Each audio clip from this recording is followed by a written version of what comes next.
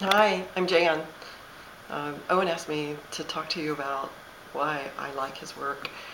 I think in order to really tell you uh, why I like it is because of the issues I had. I had 4 rear-end collisions in 18 months at one point in my life and had an awful lot of neck and back pain to the point where in the month before started seeing Owen regularly, I realized that I carried a gallon of milk through a grocery store just long enough to get it to the aisle, and it had stirred up the whiplash pains in my back and shoulders.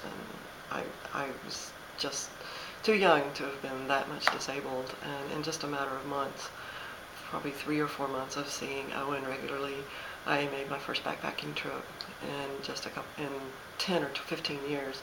I actually had planned to have back issues and took two of the pads with me, and ended up in the shelter where we were sleeping. I ended up wiggling off the pads completely and slept on a hard board for most of the night and woke up fine. So I'm not going to take 2 of the mattress pads anymore.